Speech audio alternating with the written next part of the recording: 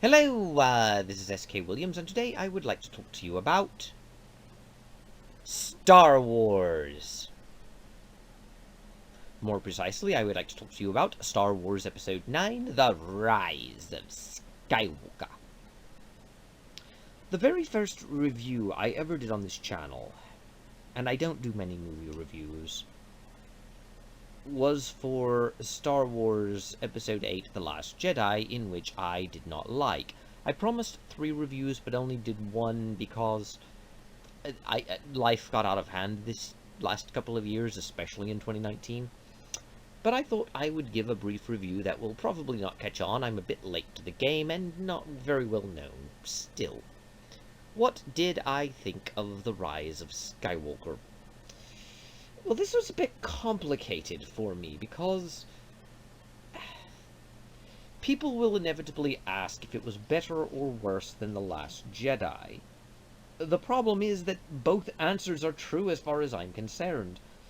Depending upon how you look at it, it is a better film and it is a worse film. If taken in the context of the 9-film saga, The Rise of Skywalker is vastly better than Episode 8 because it does not completely trounce on the characters and all they represented, though it still undermines the accomplishments of the first 6 films. In fact, it makes the failures of the original characters complete. But at least the characters themselves still act like, well, themselves. They still behave in a way that is consistent with who they are. So, in terms of characterization, they're not as bad.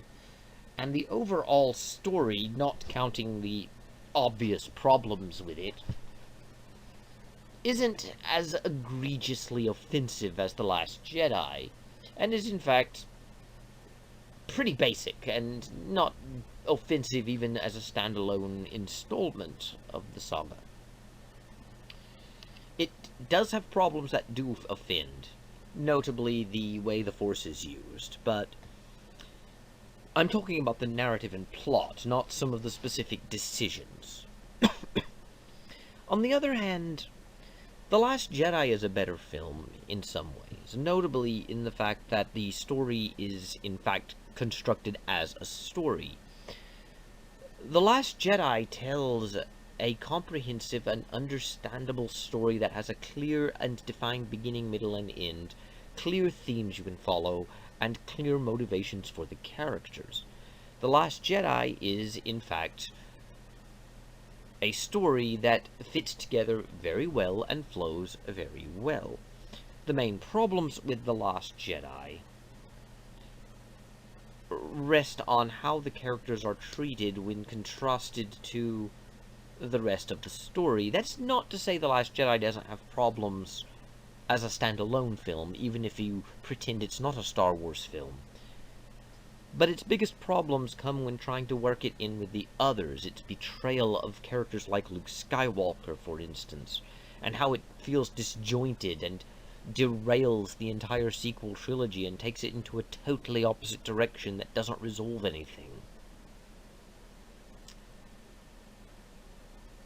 And to that end, I can't really blame Episode 9 for the same thing, because Episode 9 is desperately trying to reconnect to the saga. It's actually trying a Herculean task of getting all 9 movies to connect.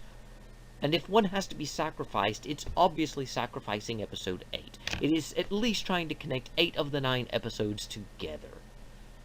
But it's doing so while still acknowledging that 8 exists and that the events of Episode 8 happened.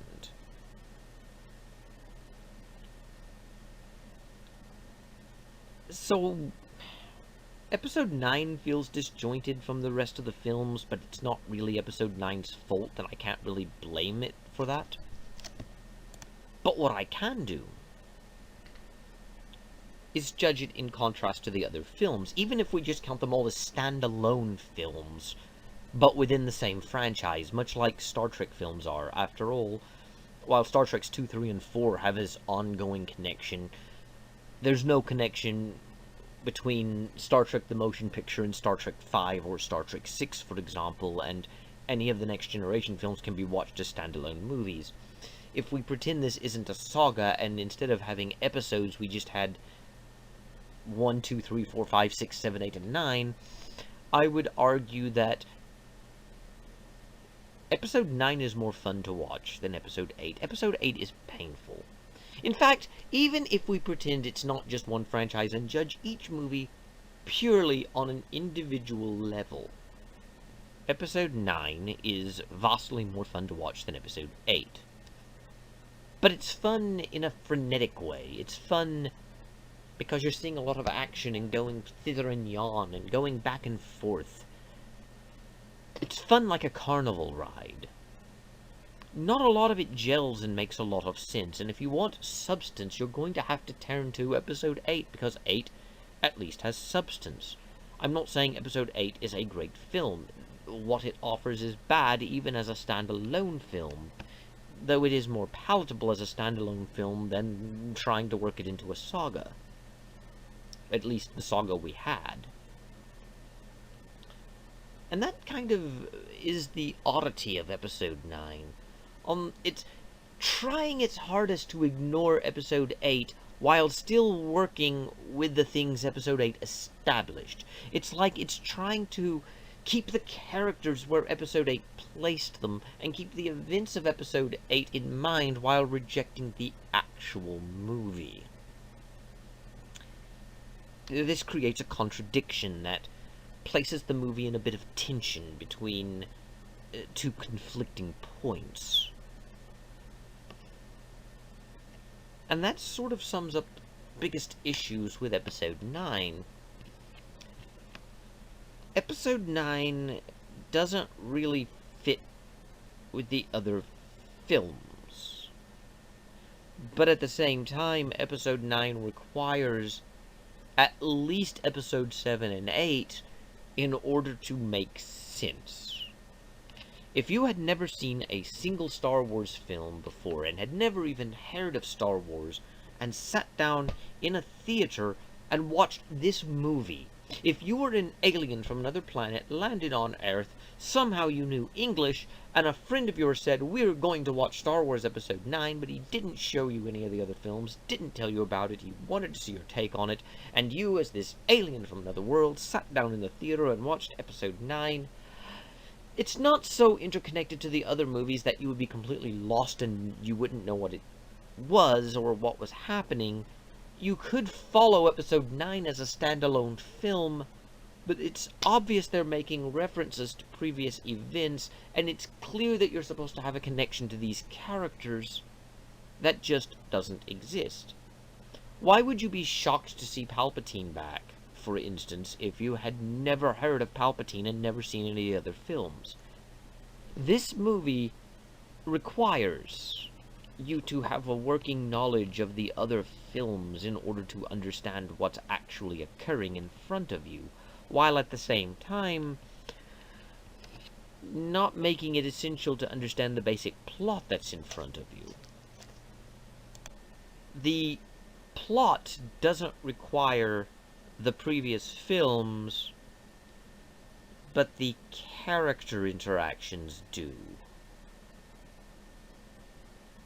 I have never seen a movie like this before. As a result, I'm grateful I went just to see it. I went into this film expecting a train wreck, and to be honest, I watched it the very next day after I watched Cats. And if I'm going to compare it to anything, I'm going to compare it to Cats more than The Last Jedi, and believe it or not, Cats, which is notorious for not really having a plot, actually had a more connected character structure than this film. And that's with the nightmare-inducing CGI makeup cat people in it. Oh, it's an atrocity. The film was absurd. As a standalone film, it's a fun, popcorn, absurd sci-fi fantasy adventure. It's ultimately forgettable. It's like one of those 80s cheese movies that they would put out with some evil space overlord invading Earth, and he's shooting energy bolts at famous buildings and blowing them up, and you have the plucky heroes having to save them. It's popcorn fluff. That's all it is. It has no depth, no substance, and really is just there as a fun ride. The problem is that it's not that. It's a Star Wars film, and it has to connect to the other films, so they don't really give you characters that you can just instantly know. They give you characters that you're supposed to already know, who don't go through any introductions or give you any hint of who they are, because you're supposed to already have a relationship with them. And they don't really explain anything because you're already supposed to know things like what the Death Star is and what the Emperor is. As for the actual plot of this film, though, like I said, if this was not a Star Wars film, if it was just a rock'em sock'em adventure, it's fine. It's not great. It's forgettable. It's one of those movies you go to, you have fun, you take a pretty girl, or if you're a girl, you take a pretty guy, and you just, you get your popcorn, you get your drink, and you laugh at the screen at all the absurdity of it, and you just go along for the ride, and afterwards you think of a few things that are just nonsensical, and you have a good laugh, and you eat pizza afterward, and you go home. But because it's a Star Wars film, people will want it connected to the other Star Wars films, and it doesn't. It doesn't connect. And I'm not even going into the problems that everyone's talked about, like how Emperor Palpatine's return undermines Anakin, or how his plan doesn't make sense, and it doesn't. I'm just telling you, this film